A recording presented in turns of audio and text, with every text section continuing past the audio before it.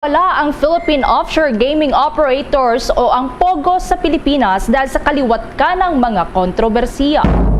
Ang Department of Migrant Workers nakatakdang i-repatriate itong 500 OFWs na nananatili po sa shelters sa Kingdom of Saudi Arabia. Sa ating ulat panahon naman ng Typhoon Namadol, posibleng pumasok sa teritoryo ng Pilipinas mamayang tanghali at tatawaging Bagyong Josie pero magtatagal lamang yan ng ilang oras. Isa namang senador naniniwalang on top of situation pa rin ang administrasyon sa nangyayaring kidnapping dito sa bansa. Samantala, balita naman mula sa lalawigan, ang in-person classes sa National High School sa Tampakan, South Cotabato sinuspinde dahil sa pagpositibo ng ilang guro at estudyante sa COVID-19. Sa ating pong sports balita, suporta at kalungkutan bumuhos po sa pagre-retiro ni Swiss tennis star Roger Federer. At sa international news naman, ang bansang China nababahala rin sa Ukraine dahil sa ginawang paglusob ng Russia. At live nationwide via satellite mula sa Bombo News Center Makati, kami ang inyong mga tagapaghatid balita. Ako si Bombo Everly Rico. At ako naman si Bombo Gerald B. Ulep, at ngayon sa retalye ng ating mga balita. Nakatakda raw i-repatriate ng Department of Migrant Workers o DMW ang humigit kumulang 500 overseas Filipino workers o OFWs na nananatili sa mga shelters sa Kingdom of Saudi Arabia sa gitna na rin ng bilateral talks sa pagitan ng Pilipinas at ng nasabing bansa. Sinabi po ni Department of Migrant Workers Undersecretary Hans Leo Kakdak na karamihan sa mga ito ay mga nasa household services. Anya ito ngayon ang nagbibigay ng malaking pag-alala kay Department of Migrant Workers Secretary Susan Toots Ople. Bumisita nga si Ople at iba pang mga opisyal ng Department of Migrant Workers sa Saudi Arabia kamakailan at nakipagkasundo sa gobyerno doon na magsasagawa ng mga hakbang upang mapadali raw itong disente at produktibong trabaho ng mga OFWs at matiyak ang proteksyon ng kanilang mga karapatan. Sinabi po ni Kakdak na iniutos ni Oples sa mga shelters sa Pilipinas na pagbutihin ang kanilang mga pasilidad, gamot at pagkain at pangasiwaan din ang pagpapauwi ng mga OFWs. Napag-alaman na nakatakdang alisin ng gobyerno ng Pilipinas itong Saudi deployment ban sa Nobyembre 7 matapos ang pagkumpleto nga ng bilateral discussions sa Saudi Arabia.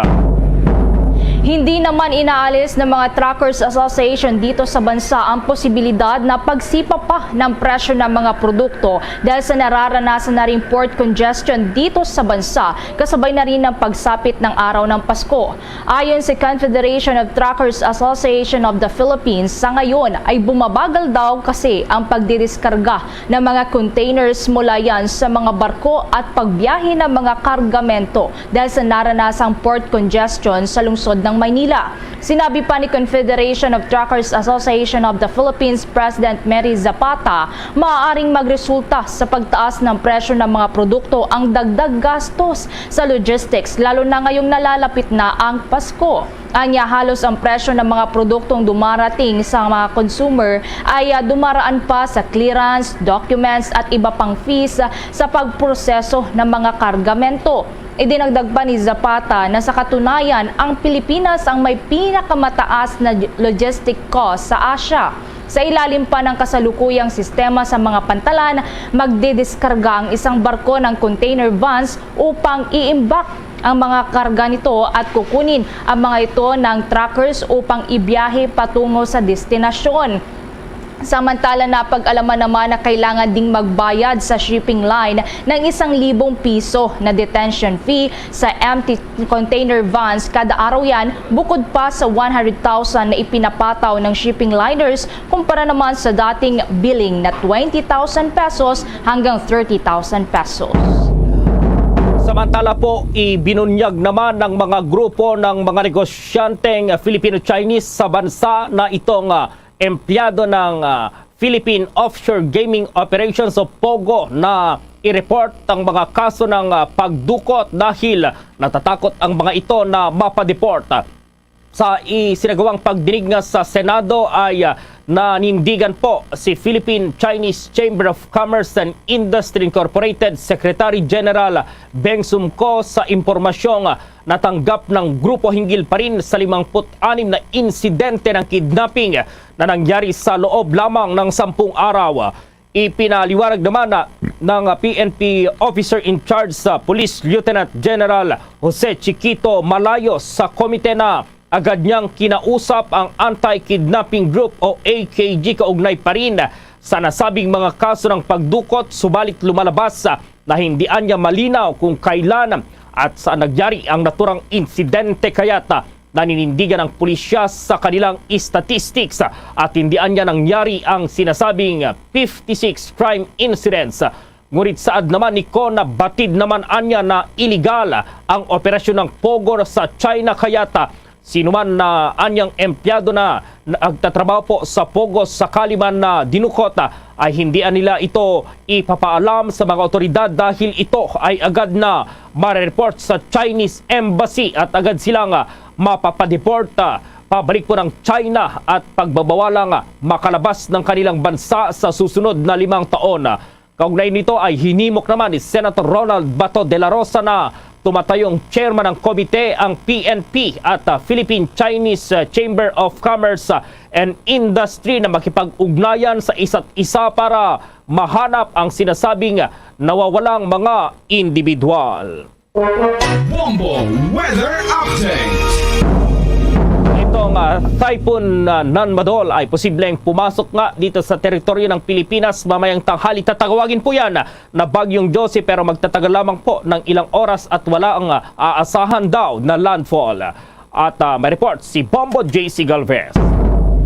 Yes, Bombo Gerald, ilang oras na lamang ay papasok na sa Philippine Area of Responsibility ang Bagyong Nanmadol at tatawagin itong Bagyong Josie ayon yan sa Philippine Atmospheric, Geophysical and Astronomical Services Administration o PAGASA. Huling namataan ang sentro ng bagyo sa layong 1,500 kilometro sa silangang bahagi ng extreme northern Luzon. Taglay nito ang hangin na 140 kilometro kada oras, malapit doon sa kanyang mata. At may bugso itong 170 kilometro kada oras. Kumikilos ang bagyo ng pakanluran sa bilis na 15 kilometro kada oras. Sa kasalukuyan ay walang direct effect ang bagyo sa ating kalupaan, ngunit malawak ang sakop nitong si Bagyong Nanmadol na nagpapaigting sa habagat. Pakinggan natin ang bahagi ng pahayag ni Pag-asa Weather Specialist Benison Estareja. Base po dito sa ating satellite animation, walang direct effect itong kabuuan bagamat malawak itong si Typhoon Nanmadol sa malaking bahagi ng ating bansa. Instead, yung habagat o yung southwest monsoon ay unti-unti pa rin pong pinalalakas nitong si Bagyong Nanmadol dito po sa may southern Luzon, Visayas at western section of Mindanao. Base naman po sa pinakahuling track ng Pag-asa, around noon time, ay posibleng pumasok ng ating PAR itong si Bagyong Nanmadol at papangalanan po natin na Josie. Ito yung magiging pansampung bagyo ngayong 2022 at pangalawa naman ngayong September. Base din sa pinakahuling track po ng Pag-asa, ilang oras lamang ang ilalagi nitong si Bagyong Nanmadol or Bagyong Josie sa ating PAR. So maaring pagsapit po ng mamayang gabi rin ay lalabas na rin ito ng ating PAR patungo po dito sa may Southern Islands of Japan pagsapit ng weekend. And next week, maaaring nasa may pagitan na ito ng Jeju Island at Kyushu. So base na rin sa ating latest track, ay kung mapapansin po nila, wala naman tayong landfall scenario dito sa ating bansa. And even itong mga malalakas po na hangin associated dito sa kulay dilaw na circle ay hindi naman lalapit or makakaapekto sa ating bansa. Yan muna ang ating weather update. Mula rito sa Bombo Weather Center, ako si Bombo JC Galvez, nag-uulat para sa Pambansang Radyo ng Pilipinas. Basta Radyo! Bombo! Bombo International News. Inilabas na ng Buckingham Palace ang ilang detalye ng paghahatid sa huling hantungan ni Queen Elizabeth II. Magsisimula ito ng alas 6 ng gabi oras sa Pilipinas sa Westminster Abbey at ito ay dadaluhan naman ng nasa 2,000 katao. Magsasagawa ng 2 minutong katahimikan sa buong United Kingdom bago simulan ang ilang mga seremonyas. Dadalhin naman ang labi ni Queen Elizabeth II sa Windsor Castle para sa mas maliit na service na dadaluhan ng 800 katao. Matapos nito ay magsasagawa ng private service lamang para sa mga miyembro ng pamilya. Pagkatapos naman nito ay ilalagay na ito sa isang royal vault katabi ng asawa nitong si Duke of Edinburgh o si Prince Philip. Bombo Sports News. Patuloy po itong pagbuhos ng suporta at kalungkutan matapos ang pag-anunsyo ni Swiss tennis star Roger Federer na ito ay magre-retiro na sa paglalaro sa tennis. Nagpasya kasi ang 41 years old na 20 Grand Slam champion na magretiro dahil sa hindi kaya ng kanyang katawan matapos na sumailalim sa operasyon sa tuhod ng 2 beses. Magiging huling paglalaro na nito ni Federer ay itong kanyang huling laro ay sa Laver Cup na gaganapin sa London sa susunod na linggo. Isa sa mga nagpahayag ng pasasalamat ay si Spanish tennis star Rafael Nadal kung saan ay tinawag nitong matinding karibal sa tennis at kaibigan po itong si Federer. Sinabi nito na kanyang sinusuportahan ang nasabing desisyon habang ang bagong US Open champion na si Carlos Alcaraz ay pinasalamatan niya itong Swiss tennis star dahil isa ito sa mga iniidolo niya sa tennis. Humirit pa ito na nais pa niya itong makaharap sa tennis court dahil sa kanyang karir ay hindi pa nagtatagpo po itong kanilang landas. Bukod sa mga manlalaro ay nagbigay-pugay din ang ilang mga Hollywood celebrities, mga singers at iba't ibang tennis tournament sa buong mundo. Ilan sa mga record na nakamit ni Federer ay ang pagkakaroon ng 20 Grand Slam title na sumusunod lamang kina Nadal na mayroong 22 habang 21 naman kay Novak Djokovic. Nagwagi na rin ito ng 1,251 single matches maging world number 1 sa loob po ng 273 weeks. Mayroon din siyang 8 Wimbledon title bukod pa sa may pinakamatandang manlalaro na hawak itong world number 1 ranking sa edad noon na 36 anyos at ito ay tagal ng 320 days. Siya rin ang tanging manlalaro na umabot sa 10 straight men's Grand Slam finals mula 2005 hanggang 2006 at naglaro ng 31 finals sa kabuuan. Natatangi rin siyang may hawak ng record ng nakaabot ng 4 na Grand Slam finals sa loob lamang ng parehas na calendar year na ng 3 beses sa taong 2006, 2007 at 2009. Hawak din ito ang Open Era record na mayroong longest winning streak.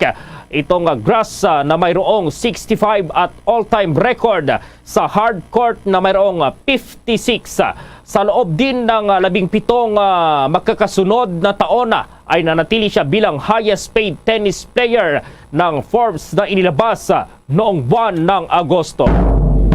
Mamaya po, abangan natin may panayam tayo dito sa Department of Agrarian Reform kaugnay pa rin dito nga sa executive order na nagtatakda sa isang taong moratorium. Abangan po natin yan mamaya. Samantala sa iba pang mga balita po na ngangamba ngayon ang isang agricultural group sa ulat na bumaba na po sa 13 pesos hanggang 14 pesos ang farm gate price ng palaya para sa ikalawang cropping season ngayong taon.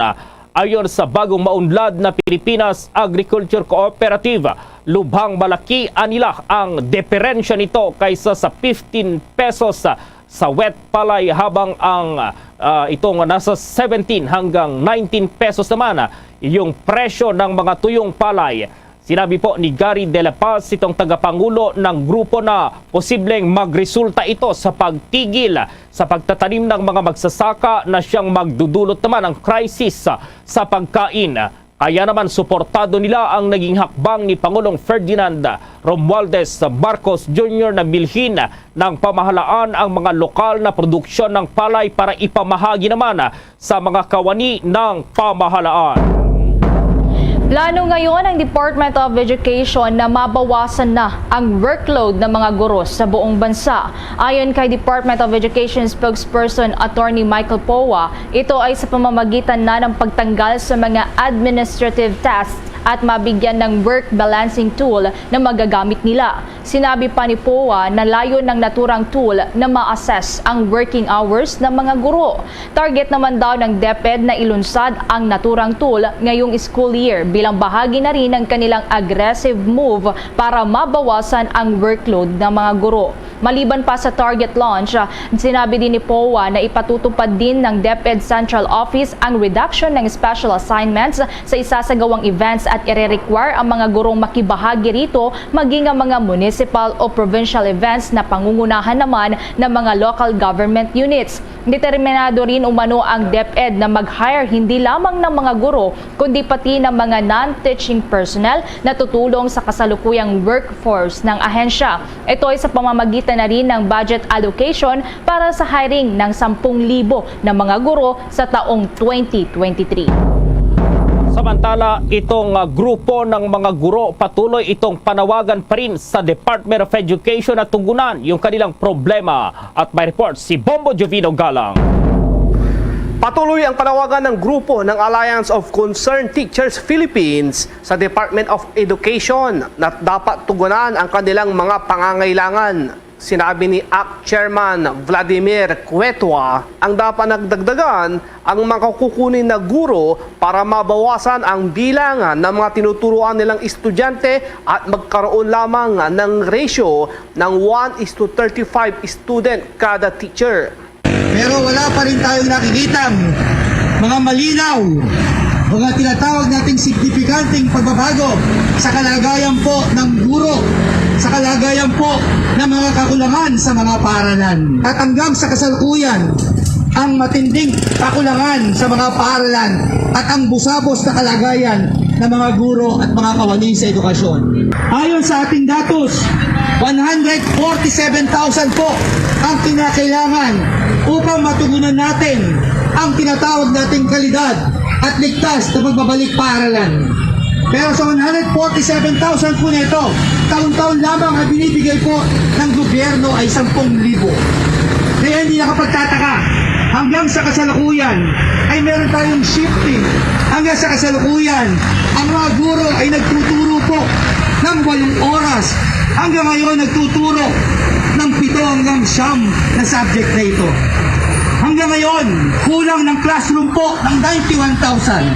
Pero sa budget po ng 2023 mga kasama, ay iilan lamang na classroom ang kanyang kayang ibigay. Saan ka ba naman nakakita? Ang Office of the Vice President ay may napakalaking increase na kung saan ay 227 increase sa budget na ito. Mula sa 0 patungo 500 million ay meron silang confidential mention fund. Pero ang mga DepEd o Department of Education ay natiling napakababa ng budget. Sa katunayan ay top 8 po siya o may 13% increase lamang siya. Kinontra rin ng grupo ang naging pahayag ni Department of Education at Vice President Sara Duterte Carpio na hindi na dapat taasan ang sahod ng mga public school teacher para hindi lumipat ang mga nasa private school teacher sa mga pampublikong paaralan. Ayon kay Cuetua, na ang katotohanan nito ay maraming mga guro ang nangingibang bansa dahil sa maliit na pasahod ng gobyerno. Nag-uulat para sa Pambansang Radyo ng Pilipinas, Bombo Jovino Galang, Basta Radyo, Bombo! Sa iba pang mga balita, umaasa naman ang pamahalaang lungsod ng Pasig na makakatulong para sa mga motorista sa kanilang inilabas na ilang alternatibong ruta para sa mga motorista, partikular na doon sa public utility vehicles. Ito ay kaugnay na rin sa napipintong pagsasara sa bahagi ng Meralco Avenue mula sa harapan ng Estancia Mall hanggang sa Shaw Boulevard simula alas 9 ng gabi ng Oktubre 3. Ayon sa Pasig LGU, para sa mga jeepney, daraan sila sa may Captain Henry Javier Street patungo sa Danny Flores Street at balikan. Sa mga modernized jeepney at UV Express naman, dadaan ng Julia Vargas Avenue patungo nga San Miguel Avenue at vice versa. Maaari ring dumaan ang mga UV Express sa Anda Road patungong Camino Verde, habang bukas naman ang lahat ng nabanggit na ruta para sa mga pribadong sasakyan. Tatagal hanggang sa taong 2028 pa ang pagsasara ng Meralco Avenue upang bigyang daan ang konstruksyon ng Shaw Boulevard Station ng Metro Manila Subway Project ng Department of Transportation. Samantala po, good news dahil dumating na po dito sa bansa itong 864,000 na Pfizer COVID-19 vaccines para yan po sa mga bata.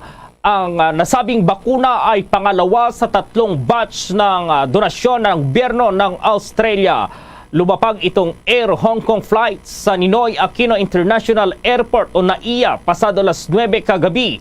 Inaasahan naman ang pagdating ng bagong batch ng mga bakuna ngayong Biyernes ng gabi na aabot po sa 900,000 doses ng bakuna. Hinimok naman ngayon ng mga top executives ng Pag-ibig Fund ang mga employers na mayroon pang unremitted contributions para sa kanilang mga employees na mag-avail ng penalty condonation program ng ahensya at isettle na ang kanilang mga obligasyon. Ito ay para sa kanilang mga obligasyon bago ang pandemic hanggang sa kasalukuyan. Sinabi ni Secretary Jose Rizalino Acuzar ng Department of Human Settlements and Urban Development at ng chairperson ng 11 miyembro ng Pag-ibig Fund Board of Trustees na ang programang ito ay libre para sa anumang monthly penalty charge sa mga delayed remittances. Kinikilala rin daw kasi ng Pag-ibig ang kahalagahan ng papel na ginagampanan ng mga business community para makakuha ang mga Filipino workers ng kanilang Pag-ibig membership. Malaki raw itong tulong sa ating bansa para maipagpatuloy ang pag-recover ng Pilipinas mula sa pandemya gaya ng ginawa nila sa naturang programa. Kasunod na rin daw ito ng panawagan ni Pangulong Ferdinand Marcos Jr. na mabigyan ng mas maganda pang serbisyo at pamumuhay ang bawat Pilipino. Sa ilalim nga ng charter ng ahensya, ang mga employers ang siyang may responsibilidad para sa registration at remittance ng mandatory monthly Pag-ibig contributions ng kanilang mga empleyado na kinabibilangan naman ng contributions ng employees at ang employer's counterpart share. At sa pamamagitan naman ng penalty condonation program ay pwede na raw isettle ng mga eligible employers ang mga hindi pa nare-remit na Pag-ibig contributions ng kanilang mga empleyado na wala ng penalty charges. Samantala pa, sinabi naman ni Pag-ibig Fund Chief Executive Officer Ahmad Rizalde Muti na ang layunin ng programa ay para matulungan ang pagpapalakas pa ng economic activities sa bansa.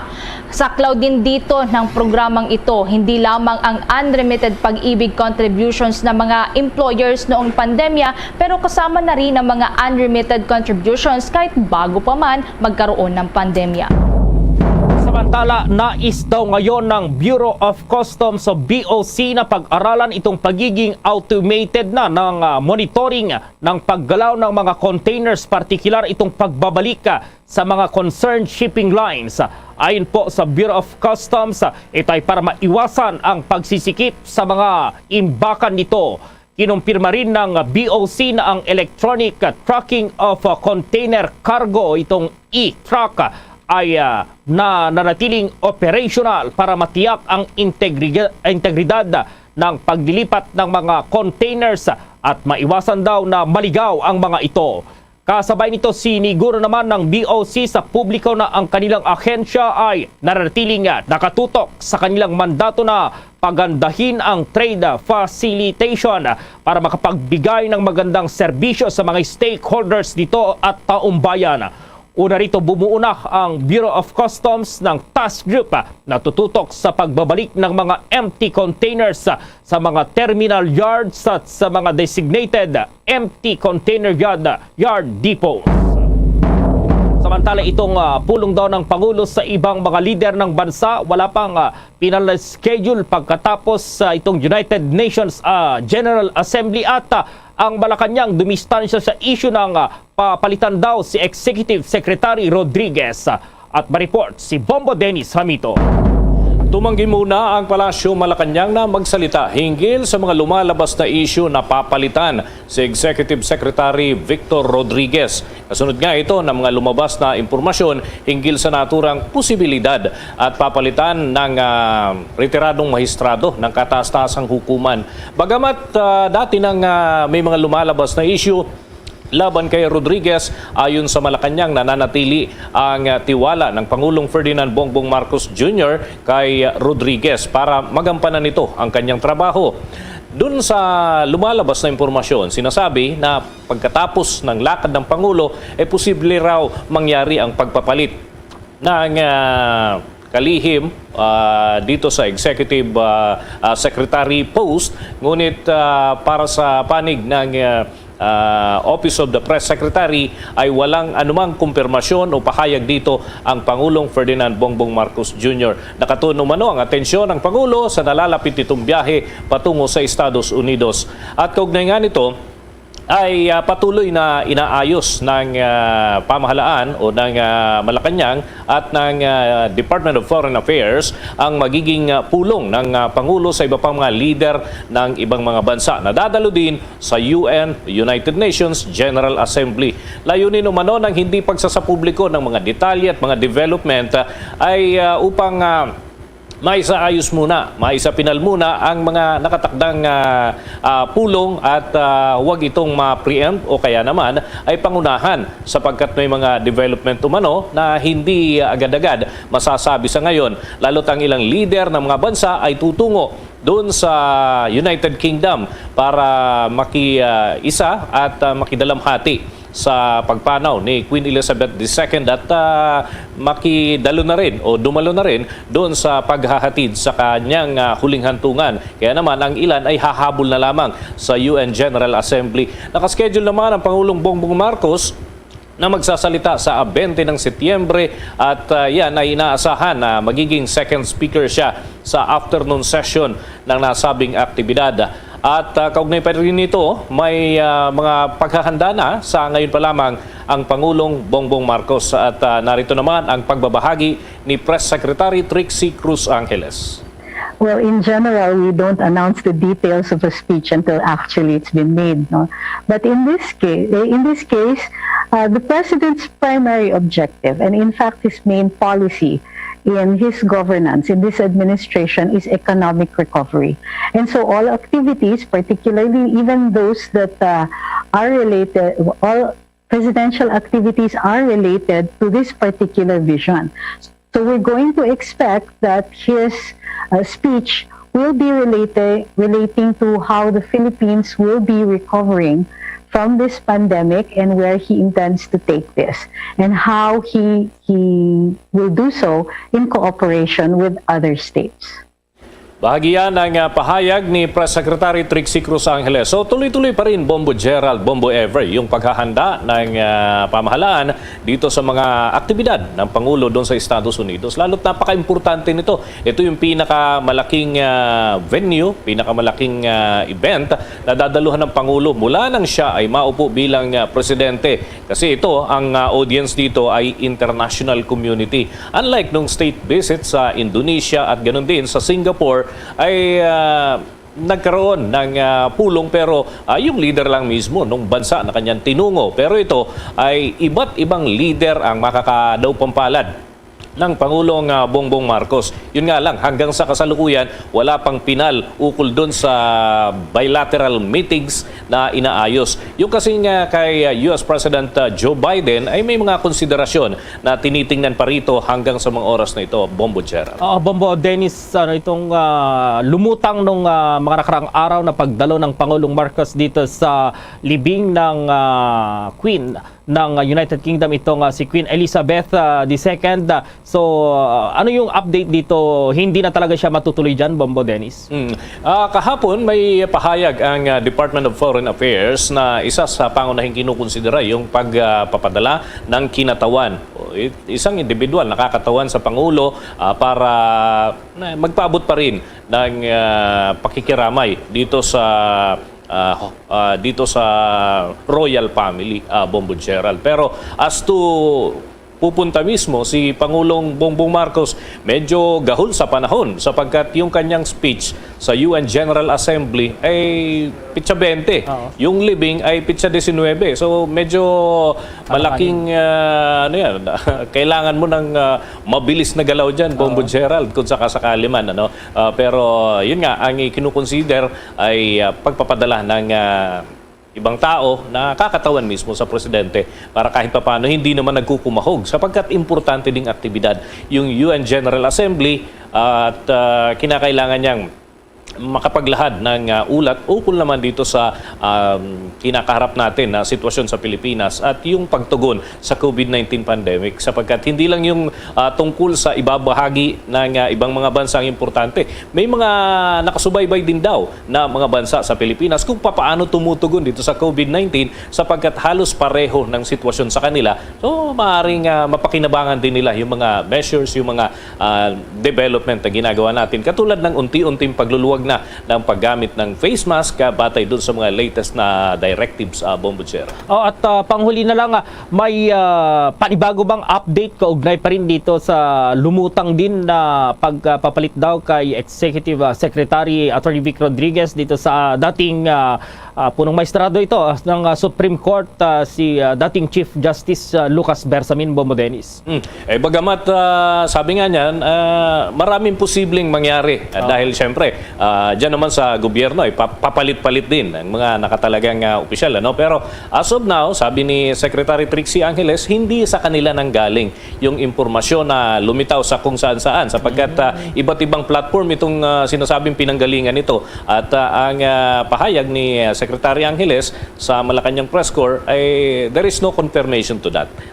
Ganun lang kasimple, Bombo Gerald. So anuman ang mga lumalabas na impormasyon ay hindi nanggaling sa kanila. So, hindi masabi ngayon kung ito ay posibleng mangyari sa hinaharap o kaya naman ay sa lalong madaling panahon. Basta't ang importante, sabi ng kalihim, ay hindi sa kanila nanggaling. So, hintayin natin kung anong official announcement ng Malacanang hinggil dyan at kung mismong si Pangulong Bongbong Marcos na magsasalita ay mas malinaw sana at maintindihan ng lahat kung ano ba talagang kahihinatnan itong issue na ito at kung saan papunta, lalo't si Secretary o Executive Secretary Vic Rodriguez ay ilang pagkakataon ng pinatawag doon sa investigasyon ng Senado. So titignan din natin kung anong mga aasahan pa sa mga susunod na pagkakataon, Bombo Gerald. Last na lang, Bombo Dennis, kung may mga event ngayong dadaluhan si Pangulong Marcos dahil syempre maraming nakaabang din sa kanyang mga pinupuntahan, Bombo Dennis. Yes, may mga event naman siya sa loob ng Malacanang at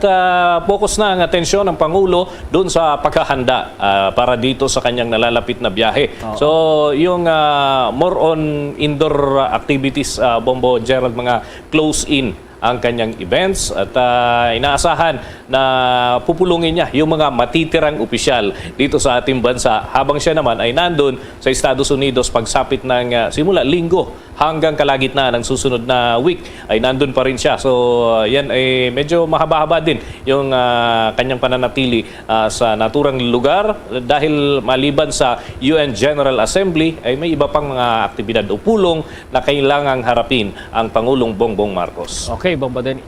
Okay, Bombo Gerald, pagdating sa vitamins ng mga kids, alam nyo ba na may cherry fruit syrup fortified with zinc? Dahil ang mga mamis di papayag sa pwede na. Kaya naman, ang cherry fruit ay gumawa ng cherry fruit syrup fortified with zinc. Isa ito sa mga vitamins made by cherry fruit na para sa mga kids. Ang cherry fruit syrup fortified with zinc ay lemon flavored syrup na may CGF, may lysine, may taurine at zinc. Goodbye sa pwede na dahil ka nga nila pagdating sa kalusugan ng mga kids, moms know best. Mahalagang paalala, ang cherry fruit ay hindi gamot at hindi dapat gamiting panggamot sa anumang uri ng sakit. Mga Kabombo at ka-Star Nation, babalik na sa face-to-face ang selebrasyon ng Dinagyang 2023. Isasagawa mula January 13 at ang highlight ay sa January 22, 2023. Ang Dinagyang 2023 ay hatid ng Iloilo City Government at Iloilo Festivals Foundation Incorporated. Ang live updates at coverages ay maririnig at makikita sa lahat ng himpilan at digital platforms ng Bombo Radio Philippines. Viva Señor Santo Niño! Viva! Viva! Viva! Bit, senyor! Basta Radio Bombo! Samantala, hinimok ngayon ni Senator Amy Marcos itong Philippine National Police na makipag-ugnayan na sa mga local government units sa kaugnay ng posibilidad na pagsasagawa raw ng curfew sa pagbili at pagbebenta ng alak sa mga lugar na mayroong mataas na insidente po ng panggagahasa. Nababahala na raw kasi ang senadora dahil base sa data ng PNP ay nakapagtala na ng 149 crimes against female students. Aniya karamihan daw sa mga insidente ng sexual violence sa mga schoolgirls at mga batang kababaihan ay nangyari dito sa National Capital Region o NCR. Ang naturang mga kaso raw ay kinasasangkutan ng alcohol at drugs na nangyari tuwing mayroong fiestas at tuwing payday, may mga concert at iba pang public occasions. Kaya naman ay maigi raw na pag-aralan itong pagpapato ng curfew sa sale at purchase ng alak para maiwasan ang naturang mga insidente. Hiniling din ng presidential sister na makipag-ugnayan sa kanilang international counterparts at ang Asian Security Network kaugnay sa talamak daw na insidente pa rin ng mga karahasan na ang mga babae itong mga biktima.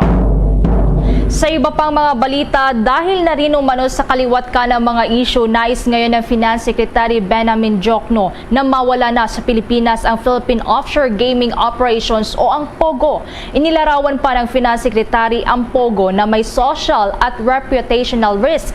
Kung si Diokno raw ang tatanungin, ay maaari nang alisin ng POGO na nagsisimula na rin naman daw na humina ang kita. Sinabi ng kalihim na umabot sa 3.9 billion pesos ang kita ng POGO noong taong 2021. Mas mababa ito sa 7.2 billion pesos na kinita noong taong 2020. Ayon kay Diokno, nang ipatigil ng China at Cambodia ang operasyon ng POGO sa kanilang mga bansa, maaaring lumipat sila sa Pilipinas dahil sa iniisip nilang masyadong maluwag o hindi mahigpit ang batas sa bansa. Kung maalala nga, Setyembre 2019 noong nagbanta ang Department of Finance na isasara na ang POGO dahil sa tax liabilities. Tinataya nga abot sa 21.62 billion pesos na withholding income taxes ang hindi nako-kolekta dito. Bunga pa nito, ilang mga POGO operators na rin ang nagsara. Sa pagtaya naman ng Finance Department noong taong 2020, inihayag nito na maaaring kumita ang gobyerno sa mga POGO ng hanggang 20 billion pesos sa bawat taon. Gayunpaman, nasa 6 billion pesos lamang ang nakolekta sa industriya noong taong 2019. Una nang ipinaliwanag ng Bureau of Internal Revenue na ang legal issues ang magiging problema sa pagkolekta ng franchise tax mula sa mga POGO dahil sa katwiran na non-resident corporation sila at hindi saklaw ng naturang buwis. Iginiit naman ng POGO industry na kinakatawan ng Accredited Service Providers Association o PAVCOR na nagbabayad ang kanilang mga miyembro ng karampatang regulatory fees, corporate at withholding tax ng mga kawani nila. Samantala, pinayagan na ng lungsod ng Maynila itong voluntaryong pagsusot ng face mask sa mga open areas at mga lugar na hindi naman siksikan ang mga tao. Ayon kay Manila Mayor Hani Lacuna na ito ang laman ng kanyang pinirmahang ordinansang 8672. Ang nasabing hakbang anya ay alinsunod na rin sa kautusan po ni Pangulong Ferdinand Bongbong Marcos Jr. base sa Executive Order No. 3. Patuloy pa rin ang panawagan ng alkalde na dapat magsuot ng face mask itong mga senior citizens, ang mga unvaccinated at ang mga may itong tinatawag na immunocompromise.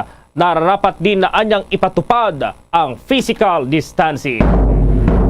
Kasunod naman ang pagpapalaya sa daan-daang mga persons deprived of liberty o PDLs kasabay ng kaarawan ni Pangulong Ferdinand Bongbong Marcos Jr., muli na namang humirit ang Public Attorney's Office of PAO na palayain na ang mahigit 300 bilanggo na mayroong mga sakit. Una nga rito ay umapila ang Public Attorney's Office of PAO sa Office of the President na bigyan ng executive clemency ang 301 na mga persons deprived of liberty na karamihan ay matatanda na at may karamdaman. Lumalabas kasi na inairekomenda na rin ang mga itong palayain sa mga nakalipas pang administrasyon pero hindi naman pinalad. Dahil dito buo ang tiwala ni Public Attorney's Office Chief Persida Rueda Acosta na agad maaksyonan ang kanilang hirit sa Pangulong Bongbong Marcos. Sinabi pa ni Acosta na ang listahan ng mga inmates na inirekomenda para sa executive clemency ay nilagdaan ni Justice Secretary Jesus Crispin Rimulya at inihatid na ni Justice Undersecretary Deo Marco sa opisina ni Executive Secretary Victor Rodriguez. Nalungkot siya matapos na makakatanggap ng impormasyon na ang listahan na hindi na ipapasa kay Pangulong Ferdinand Bongbong Marcos Jr. para sa pag-aaral at aksyon. Ipinunto niya na ang mga nasa listahan ay sumailalim naman sa proseso upang matukoy kung sila ay kwalipikado ba para sa executive clemency. Ikinwento niya na noong administrasyon ni dating Pangulong Gloria Macapagal Arroyo, isang persons deprived of liberty mula sa isang 70 taong gulang ang kwalipikado para sa executive clemency. Dagdag pa niya na ang executive clemency ay ang kapangyarihan ng Pangulo sa ilalim niya ng konstitusyon na magbigay ng pardon, maging ganap man yan o kondisyon, gayon din ang pagbabawas ng kanilang pagsisilbi ng kanilang mga sintensya. Samantala, isang senador naniniwala naman na on top of the situation ang administrasyon ng Pangulong Bongbong Marcos dito pa rin sa mga nangyayaring pagdukot, yung kidnapping po dito sa bansa. At ma-report si Bombo Raymond Tinasa. Bombo Gerald, Bombo Ever, ngayon ay araw ng Biyernes, kaya walang regular session day dito sa Senado, bagamat merong mga hiwa-hiwalay na mga committee hearings pa rin dahil nga at pinagdedebatehan na o pinag-uusapan na yung 2023 proposed national budget. At ito nga, kahapon ay nagkaroon ng pagdinig iyong Committee on Peace and Order o Public Order and Dangerous Drugs sa panguna ni Senator Bato de la Rosa. At dito nga ay natalakay pa rin yung serye ng kidnappings at iba pang krimen kung saan ay nasentro ito sa pagkakasangkot ng ilang mga Chinese nationals na operators o kaya ay empleyado ng Philippine Offshore Gaming Operators o yung Pogo. At dito nga ay naungkata yung illegal na pagkakaroon ng mga armas ng mga Chinese nationals at gayon din yung paggamit nila ng mga pangalan ng mga patay na ng mga Pilipino para magkaroon ng identity at makakuha ng mga lisensya maging ang Philippine passports. At dito nga ay ito sinasabi ni Senator Christopher Bongo, ang chairperson ng Senate Committee on Health and Demography, na sa ngayon ay kanilang pinag-aaralan yung naturang mga serye ng mga krimen at mga kidnappings. At sinabi nga niya na noong panahon ni ating Pangulong Rodrigo Duterte ay hindi ito kinokonsinte at talagang all out yung pagtugis ng mga otoridad laban sa mga kriminal. Sa ngayon ay natili raw ang kanyang tiwala na sa kabila ng mga nangyaring mga kidnapping at iba pang mga krimen ay on top of the situation pa rin ang administrasyon. At naniniwala siya na ginagawa ng kapulisan yung kanilang mandato at kailangan lamang daw ng suporta sa ating mga pulis para matigil yung naturang mga krimen, lalo na yung kidnapping. Narito pa ang bahagi ng pahayag ni Senator Christopher Bongo. Sa panahon po ni Pangulong Duterte, hindi po siya pumapayag na mananaig po yung mga kriminal. Kaya trabaho po ng pulis yan at I'm sure ang ating administrasyon is on top of the situation. Natugunan kaagad ito. At ako naman po, suportado ko po ang ating administrasyon. 100% po akong sumusuporta sa kanila. 100% rin po ang suporta ko sa ating kapulisan. So tulungan po natin sila. At ang importante rito, yung support po sa pulis.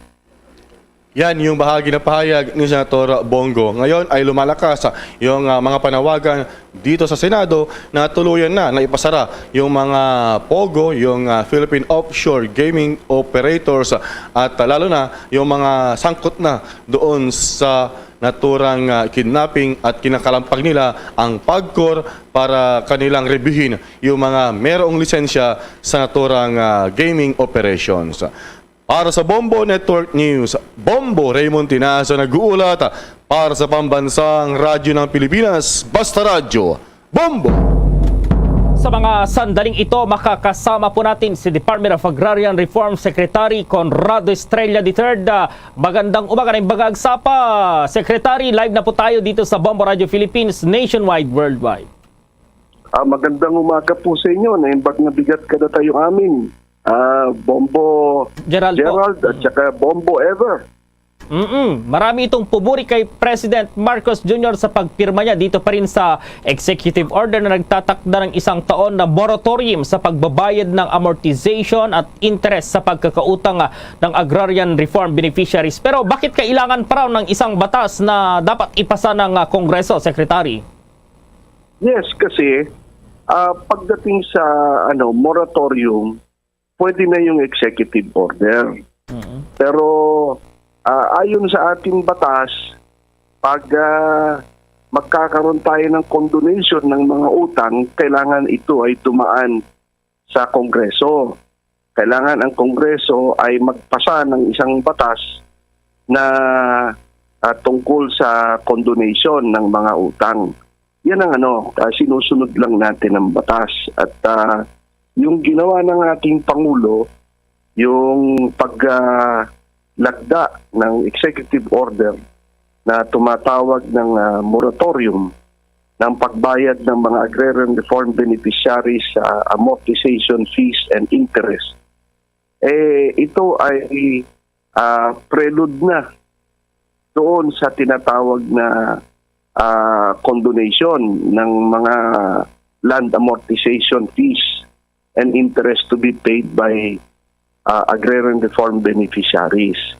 Ito na yung pampagana. Kaya kung natatandaan ninyo, doon sa State of the Nation address ng ating Pangulo, ay hinihiling niya sa Kongreso na magpasa na ng batas para sa kondonasyon. Panahon na upang maibigay natin ang mga lupa sa mga magsasaka ng walang kasamang utang. Yung talagang ibigay na natin sa kanila. At pagkatapos, bigyan natin sila ng sapat na support services, expanded support services. Opo, Secretary, yung mahigit kalahating milyon na yan na yung mga may utang, bawat isa ba, magkano yung tansya po ninyo yung pagkakautang nila dito sa kanilang mga lupain po, yung bawat isa na yan po, yung mahigit 600,000 beneficiaries po? Nako, I'm glad tinanong mo yan. Kasi isa pa yan sa problema, hindi updated ang amortization fees. Sinasabi ng Land Bank, nila, updated nila. Tapos, nung dumating ako sa agrarian reform, hindi updated. Hindi nagtatali, hindi tumutugma yung data ng agrarian reform sa Land Bank. Ibig sabihin, hindi talaga updated ang amortization payments ng mga agrarian reform beneficiaries.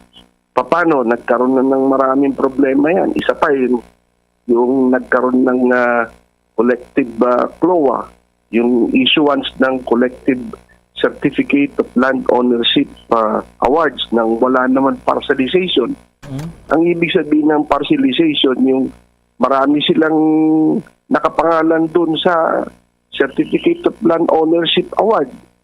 O maraming pagmamayari ang nagmamayari ng lupa. Ngunit, ang problema, hindi sinabi, o ikaw, Pedro, dito ka sa malapit sa ilog. O ikaw, Juan, doon ka malapit sa kalsada.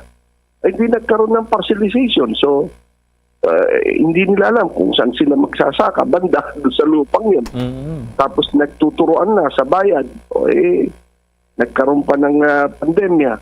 So, hindi updated.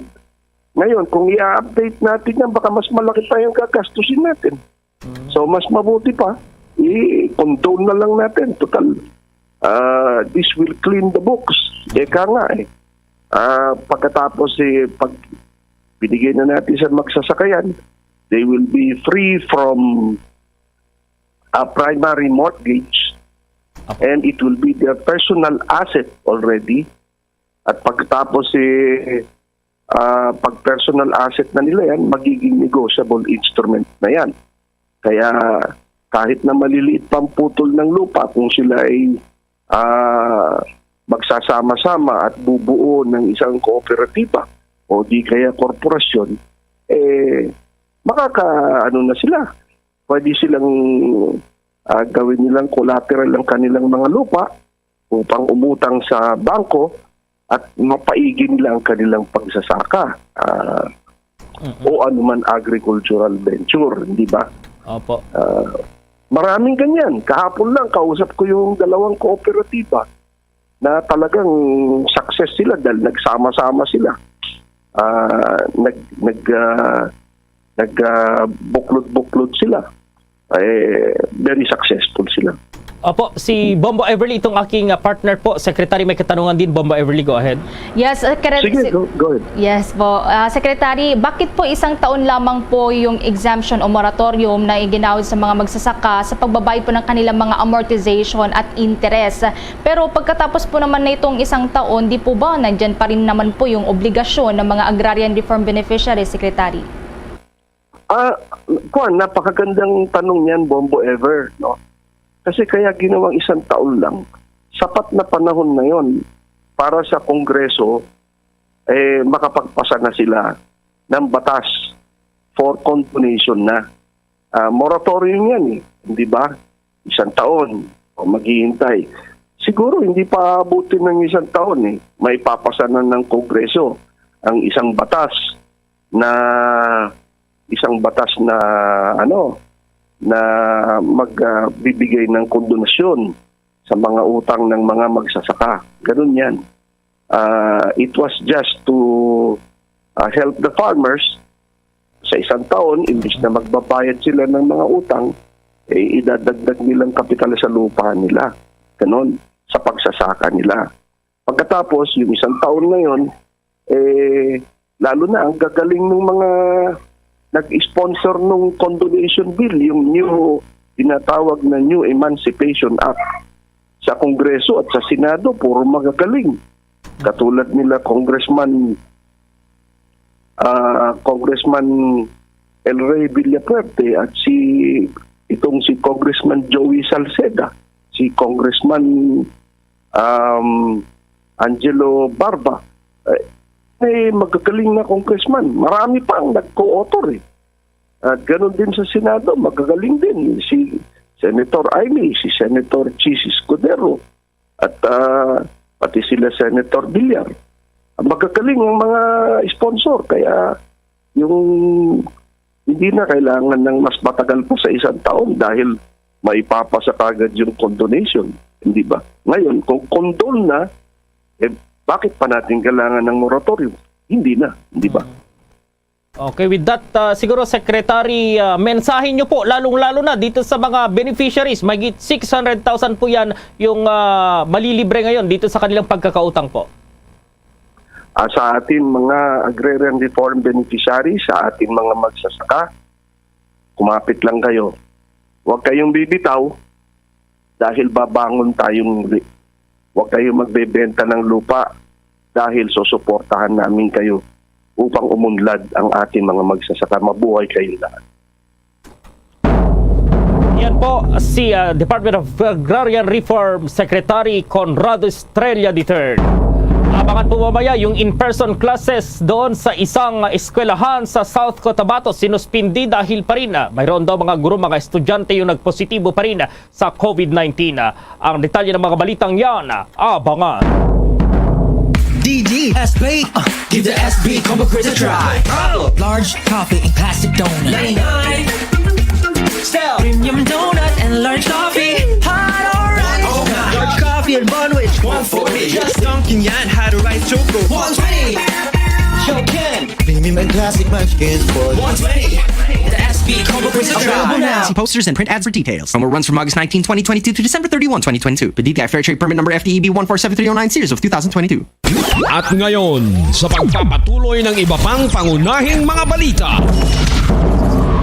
Samantala naman ang in-person classes sa National High School doon sa South Cotabato sinuspindi dahil sa pagpositibo ng ilang mga guro at estudyante. Alamin yan sa buong detalye ng Bombo Radio Coronadal. Suspindido sa ngayon ang face-to-face classes sa Tampakan National High School sa bayan ng Tampakan, South Cotabato. Magkarang magpositibo sa COVID-19 ang ilang estudyante at guro sa nasabing paralan. Ito ang kinumpirma ni Mr. Fernan Esteban, principal ng Tampakan National High School sa panayam ng Bombo Radio Coronadal. Ayon kay Esteban, isang guro at 5 may estudyante ang nagpositibo sa virus sa nasabing paralan, kaya't upang mapigilan ang hawaan at pagkalat nito, agad na ipinatupad ang suspension of in-person classes. Agad naman nais na ilalim sa isolation ng mga close contact ng mga nagpositibo, lalo na sa buong klase ng grade 10. Ngunit ipinasiguro naman ng principal na mild lamang na sintomas ang naramdaman ng mga nagpositibo sa nasabing virus. Sa katunayan, hindi nga nakitaan ng sintomas ang mga ito. Katuwang naman sa ngayon ng paaralan ang LGU Tampakan sa pagpapasiguro na ligtas at nasa mabuting kalagayan ng mga nagpositibo sa nasabing virus. Sa ngayon, balik muna sa online at modular learning ang mga mag-aaral sa nabanggit na paaralan at magdedepende pa umano ang sitwasyon ng pagbabalik sa in-person classes sa mga ito. Ngunit sa inisyal na pinag-uusapan at suspension ng klase, tatagal ito ng hanggang sa Oktubre 3 nitong taon. Is na ilalim na rin sa disinfection ng buong paaralan dahil sa nasabing pangyayari. Kasabay nito, nanawagan naman ang principal sa mga magulang at mga estudyante na maging mag-ingat sa lahat ng pagkakataon at sakaling bumalik sila sa face-to-face classes, sundin ang panuntunan ng paaralan kaugnay sa mga ipinatutupad na minimum health standard protocols. Based sa results, antigen test nga gi-conduct sa Municipal Health Office naton. And information was already relayed to Division Office, and the information about the positive cases at Tampakan National High School was also confirmed by our local chief executive, Mayor John Escobillo. Yan ang ulat mula rito sa Bombo Radio Coronadal para sa Bombo Network News. Bombo Donald Pitogo para sa Pambansang Radyo ng Pilipinas at consistent number 1 sa probinsya ng South Cotabato, Basta Radyo. Bombo. Bombo Entertainment News. Bombo Entertainment News. Ang hiwalayan ng singer na si Moira at kasintahang singer-songwriter na si Jason Marvin Hernandez patuloy na pinag-uusapan. May chika dyan si Bombo Chill Emprido. Yes, mga kabombo, mga ka-Star Nation, iginiit nga ng American singer na si Britney Spears ang pag-iyak niya habang nagsasayaw sa harap ng kamera ay hindi dahil nalulungkot siya o dahil sa problema. Ayon sa kanya, ito raw ay higit pa sa catharsis kung saan ito ay isang proseso ng pagpapalaya at pagbibigay ng maluwag at lakas sa kanyang emosyon. Ang pop star ay nag-post ng isang video sa kanyang sarili habang sumasayaw paikot sabay sa background music. At nagsimula na ngang umiyak ang singer out of nowhere na agad namang ikinabahala ng mga fans. Pero nilinaw naman ng pop star na ang kanyang pag-iyak ay hindi dahil sa breakdown kundi ito ay paglalabas ng kanyang nararamdaman. Samantala, sa local showbiz naman, nag-release ang singer-songwriter na si Jason Marvin Hernandez ng bagong kanta na may title na Ako na Lang. Ito'y tungkol sa pagkawala ng mahal sa buhay at panghihinayang sa maling nagawa. Matandaan ang hiwalayan ng mag-asawa na naging kontrobersyal ilang buwan lang ng kapwa singer na si Moira de la Torre. Kinanta ni Hernandez ang tungkol sa pag-ibig kung saan sumuko ang isang tao sa pakikipaglaban para sa relasyon. Yan muna ang latest mga kabombo. Para sa entertainment news, ito si Bombo Chill Emprido nag-uulat para sa Pambansang Radyo ng Pilipinas. Basta Radyo, Bombo! Bombo Foreign Exchange Update. Sa palitan ng piso kontra sa ibang currencies, ayon sa Bangko Sentral ng Pilipinas, ang isang US dollar sa ngayon katumbas ng 57 pesos at 16 centavos, ang Hong Kong dollar 7 pesos at 28 centavos, ang Singaporean dollar 40 pesos at 65 centavos, ang Saudi Arabian rial ay 15 pesos at 20 centavos, habang ang euro 57 pesos at 5 centavos. The Bombo Foreign Exchange Rate Update is brought to you by Queen City Development Bank. Samantala, dahil sa kinaharap ng buong mundo ang COVID-19 pandemic, narito ang Orasyo Imperator.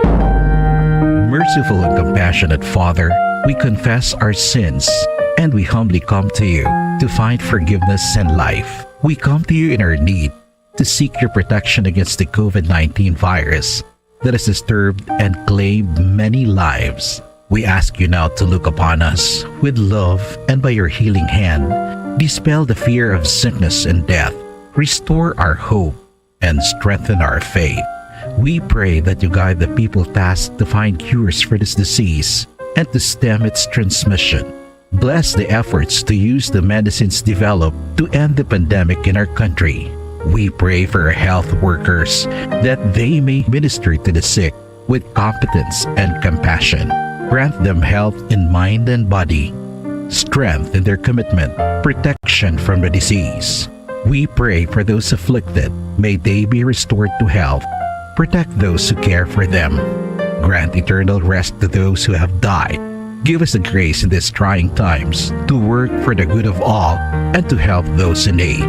May our concern and compassion for each other see us through this crisis and lead us to conversion and holiness. Grant all these through our Lord Jesus Christ, your Son, who lives and reigns with you in the unity of the Holy Spirit, God, forever and ever. Amen. We fly to your protection. O Holy Mother of God, do not despise our petition in our necessities, but deliver us always from all dangers. O glorious and blessed Virgin. Amen. Our Lady, health of the sick, pray for us. Saint Joseph, pray for us. Saint Raphael the Archangel, pray for us. San Roque, pray for us. San Lorenzo Ruiz, pray for us. San Pedro Calungsod, pray for us. There's Christmas in the air, you can feel it everywhere. Mga kabombo at ka-Star Nation, paano nga ba napadpad ang Christmas tree dito sa Pilipinas? Merong ilang mga kwento na nagdidetalye ng pinagmulan ng Yuletide tree. Una, may isang alamat mula sa Pangasinan na nagsasabing ang unang Christmas tree sa Pilipinas ay itinanim noong taong 1324 ng isang Franciscan friar na si Father Odorico of Pordenone na naglibot sa Asia noong early 1300s, kung saan nagdaos din siya ng pinakaunang Christmas Mass sa bansa sa may baybayin niya ng bayan ng Bulinaw, Pangasinan. Ikalawa, pinaniniwalaang ang ideya ng Christmas tree ay dinala dito sa Pilipinas noon namang taong 1886 ng ating Philippine national hero na si Dr. Jose Rizal, matapos siyang maglakbay mula Europa at sa Estados Unidos. Yan ang ating Christmas trivia. Sa ating Christmas countdown, 100 days to go bago ang Pasko. Luzon, Visayas at Mindanao, maging sa buong mundo, yan ang kabuuan ng Bombo Network News Morning Edition.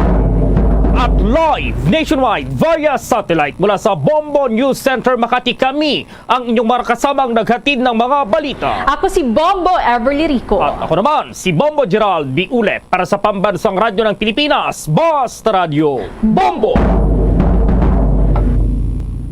Bombo Radyo Bacolod. Number 1! Basta Radio Bombo! 4 minutos sa nakaligad sa tanang alas 8 sa aga.